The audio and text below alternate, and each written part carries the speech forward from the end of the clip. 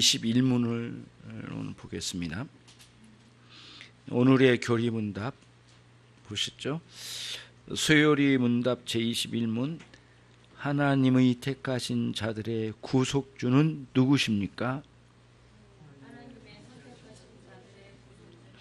주 예수 그리스도이신데 그는 영원하신 하나님의 아들로서 사람이 되셨으며 그렇게 존재하셨으며 두 가지 구별되는 성품인 신성과 인성을 입으시고 거하셨으나 영원한 한격을 갖고 계십니다. 아멘.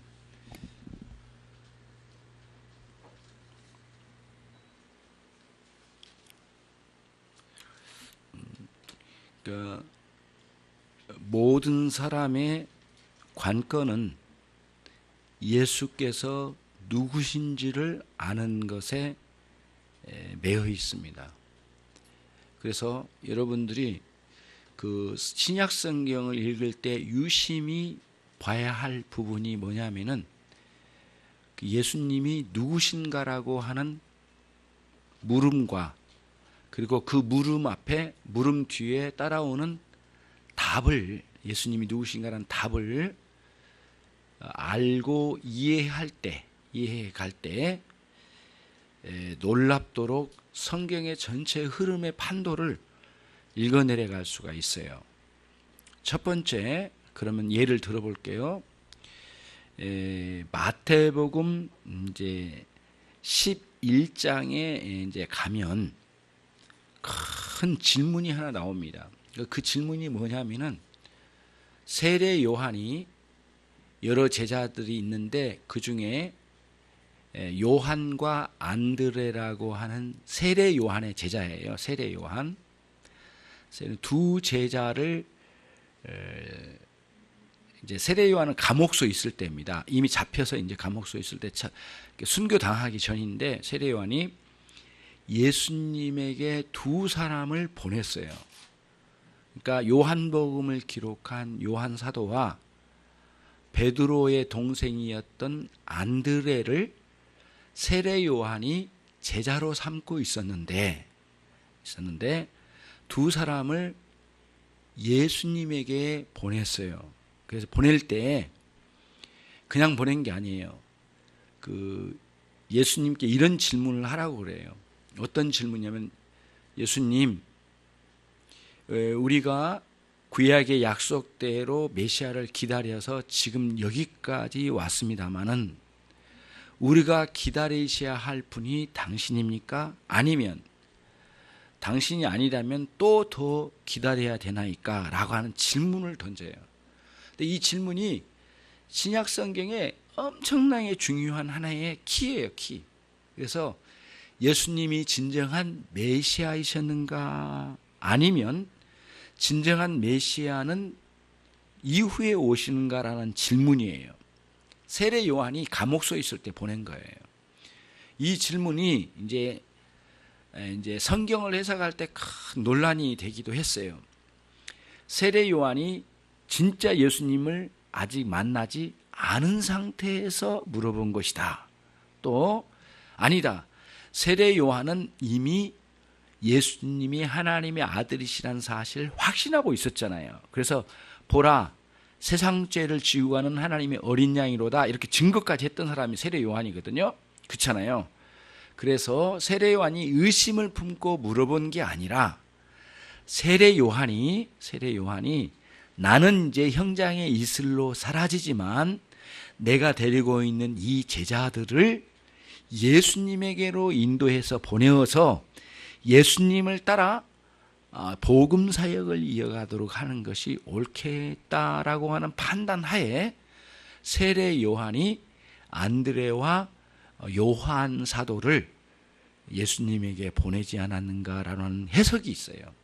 그러니까 앞뒤 해석인데 두 번째 해석이, 뒤에 후자의 해석이 성경적으로 가장 옳다고 봐요.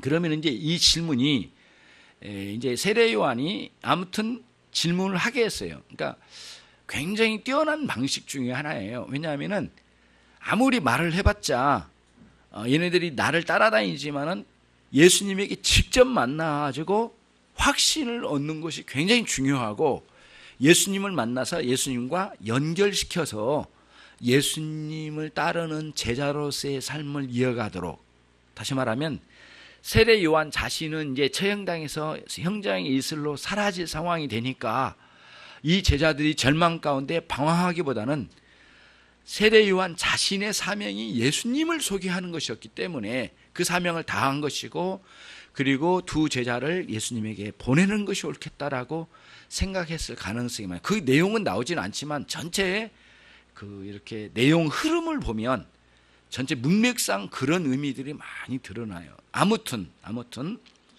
세례 요한이 제자 두 사람, 누구라겠죠? 요한과 안드레, 베드로의 동생이었던 안드레를 보내어서 예수님이 진정한 메시아에 있는가라고 하는 질문을 던지는 것, 그리고 답을 얻었어요.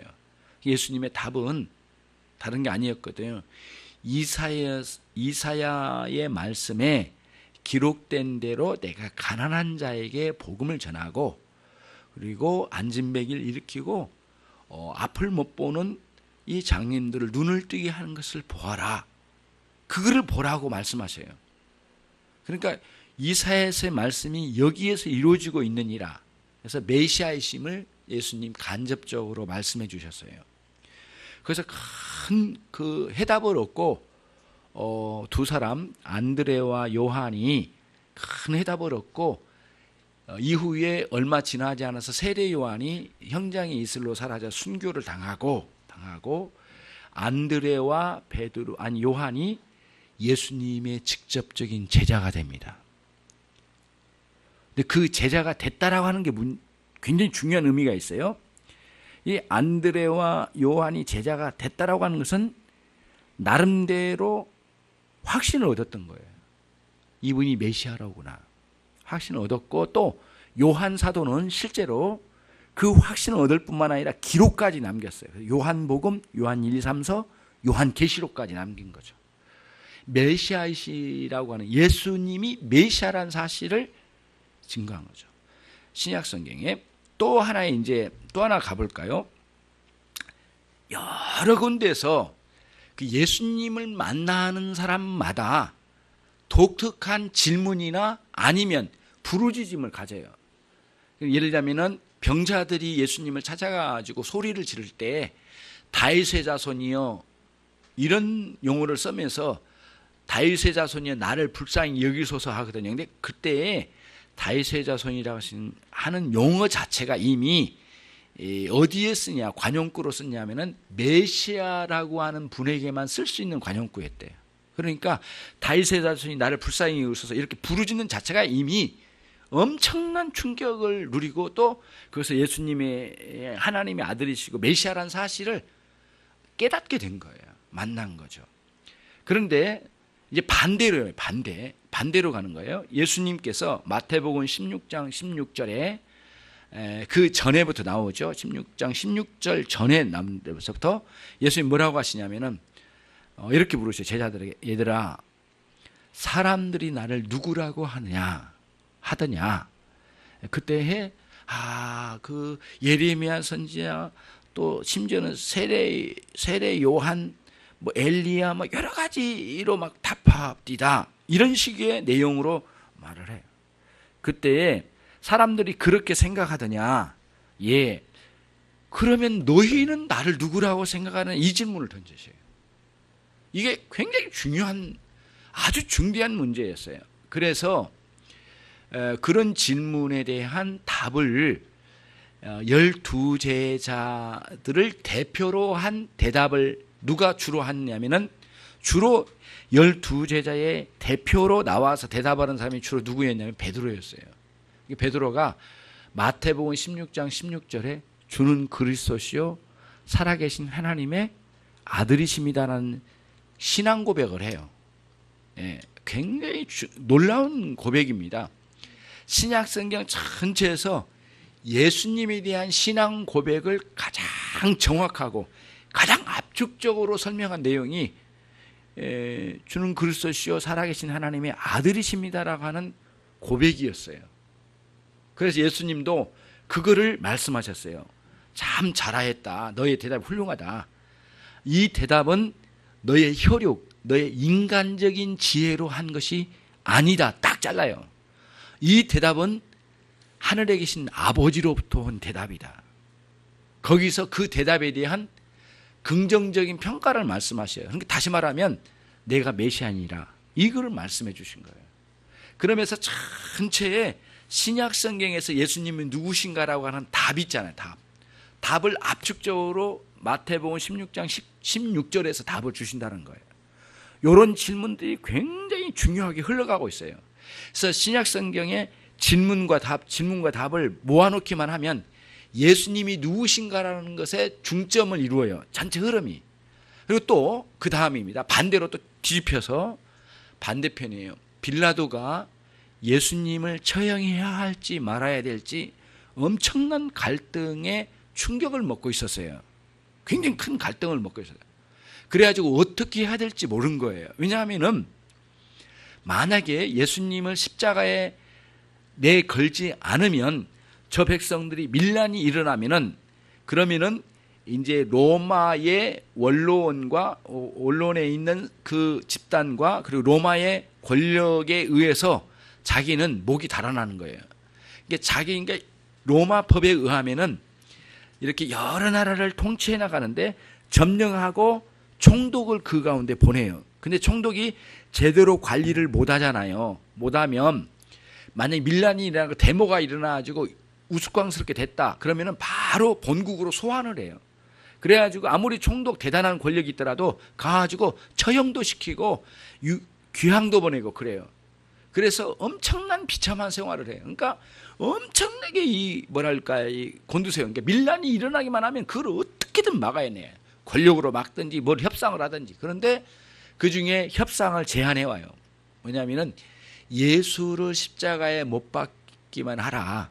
그거를 요청해요. 근데 그걸 막으려고 하는데 예수님에게서 어떤 증거를 찾아봐서 언도를 해서 십자가에 못 박아라고 명령을 내려야 할 상황이 왔는데 질문을 던져본 거예요. 실제로 본인에게 질문을 한 거예요. 그래서 예수님에게 가까이 가가지고 네가 누구냐?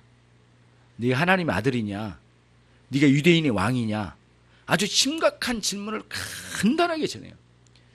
그때마다 예수님 대답을 쉽게 대답을 하신 것은 아니지만은 매우 큰 괴로움을 당하시면서도 예수님께서 간단하고 명료하게 딱딱 찔러요. 네가 말하였느니라 이런 식으로 말씀하시고 또 때로는 그가 내가 그러라 이렇게 아주 간단히 내가 그다라고 하는 아주 간단한 말씀으로 탁탁 던져요. 그래서 또 질문하면 내가 말하였지 않았느냐 이렇게 말씀하셔요. 그래서 예수님은 반복해서 강조할 이유도 없고 당신이 메시아이시라는 사실을 드러낸 거예요. 이 전체 흐름이 이제 그렇게 되고요. 또 하나의 충격적인 게 뭐냐면 예수님 부활하셨어요. 부활하셨는데 제자들이 제일 의심이 뭐냐면은 이게 무슨 어떤 혼령 같은 존재로 온 건 아닌가라고 하는 예수님이 부활하셔 오셨을 때 잠겨있는 물로 통과해서 오신 게 혼령은 아닐까라고 생각을 해가지고 물어봤어요. 주님이 진짜 예수님이신지 이제 물어보는 거예요. 그래서 심지어는 만져보기까지 해서 확인해라고까지 말씀하시기도 하고 때로는 만지지 말라고 할 수도 있지만은 도마 같은 경우에는 직접 만져봐라. 내가 십자가에 못 박혔을 때 여기가 터져서 구멍 뚫리지 않았느냐. 찔러봐라. 옆구리도 찔러봐라. 그 흔적을 만져보고 도마 같은 경우에는 예수님을 믿게 되는 그런 예가 있었어요. 마지막으로 예수님이 진짜 메시아인가라고 하는 증거를 하는 것 중에 하나가 어디에 있느냐 하면은 이제 오순절 성령의 역사하심 속에 사도행전에 나온 내용이에요. 사도행전에 나온 내용이에요.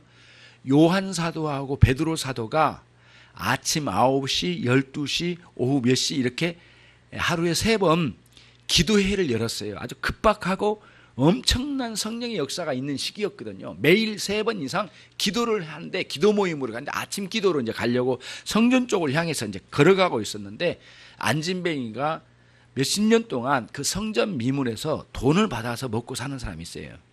하나의 이제 거지 행세를 하고 몇십 년 동안 이 안진뱅이 생활하니까 완전히 냄새에 장난이 아닐 거예요. 그런 사람이 돈을 내밀어서 이렇게 돈 좀 달라고 하니까 내게는 금과 음이 없고 은과 금은 없고 내게 있는 예수 그리스도를 통해서 그 앉은 자리에서 이제 예수 그리스도가 우리에게는 있다. 우리에게는 은과 금 없고 예수 그리스도만 있다. 예수 그리스도의 놀라운 능력이 우리와 함께한다. 지금 현재적으로. 그러니 예수의 이름으로 말하는 너 일어나라. 그때 엄청난 충격을 먹었어요. 왜냐하면은 그 성전에서도 그냥 이지간한 그 거지가 아니었던가 봐요. 유명한 거지. 그러니까 오랫동안 오랜 세월 동안 성전 미문에서 계속 그러니까 누구 얼굴 모르는 사람이 없는 거의 다 아는 사람이에요. 예. 그런 사람 다 아는데 거기서 벌떡이 일어나가지고 성전 안으로 뛰어들어가고 춤을 추고 다니면서 그거를 증거해야 된 거예요. 엄청난 충격이 있었어요. 그래서 사람들이 막 우왕좌왕한 거예요. 이게 어떻게 된 일이냐, 이게 어떤 일이냐 라고 할 때 베드로가 대답을 해요. 설교를 시작했어. 그 우왕좌왕할 때 거기다 대고 막 설교를 시작하거든요. 이 놀라운 역사는 어디로부터 왔는가? 나도 아니고 요한도 아니다. 나와 요한은 아무 능력이 없는 사람이고 하늘에 계신 우리 주 예수 그리스도께서 이 능력을 행사하셨다. 그런데 너희들이 빌라도를 압박해가지고 십자가에 못 박았지 않았느냐? 너희들이 십자가에 못 박은 그 예수가 3일 만에 부활하시고 감람산에서 승천하셨는데 그분이 지금 살아계시다. 그리고 그분의 능력으로 이 앉음에 일어났다. 엄청난 충격이에요. 그러면서 거기서 자연스럽게 설교를 해요.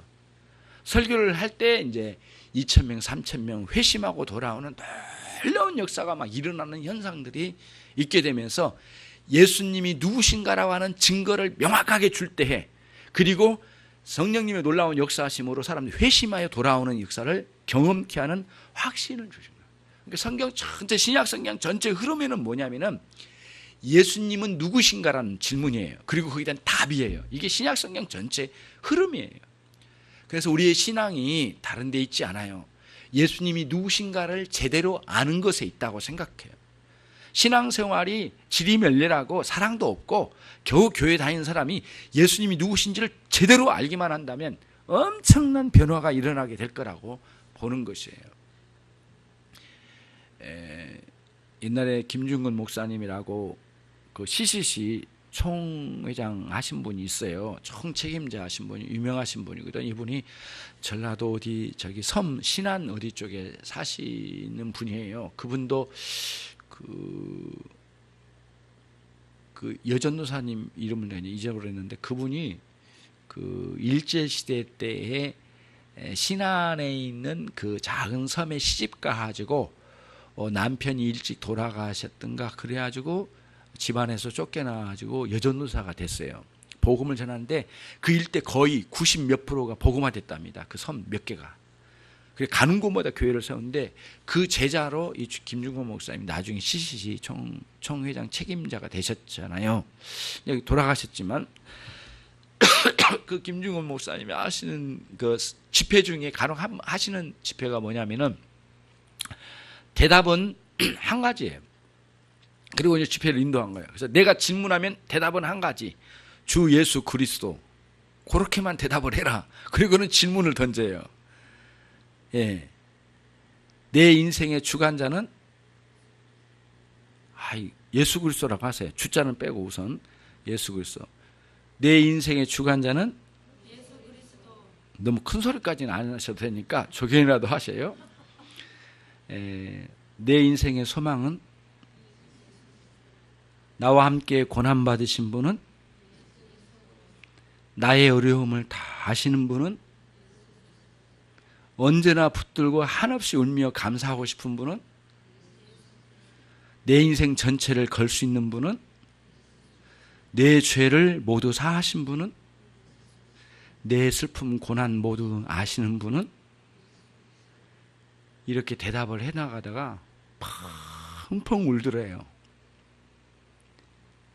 실제로 또 우리도 해봤어요. 또 그래가지고 어떤 분 시켜가지고 근데 우리 목회자들이었거든요. 근데 그걸 했어요. 근데 그분이 거의 100개 가까이 불러대는 거예요. 계속 질문, 지치지도 않아. 이분은 막 불러요. 그 질문에 대한 답을 예수 그리스도 계속 하다가 막 흐느껴 우는 거예요. 예, 목회하다 지친 분도 계시고 엄청 어려움이 있는데 엄청나게 그래서 예수님이 우리의 해답이신 거예요. 전 인생에. 그런 질문이에요. 그러니까 오늘 여기서 21분 1문 소요리면 21문 예수님 누구시냐 이거예요. 예, 그리고 선택된 백성들을 구원하신 분이 누구시냐는 질문이 우리에게 파고들어요. 그럼 누구시냐?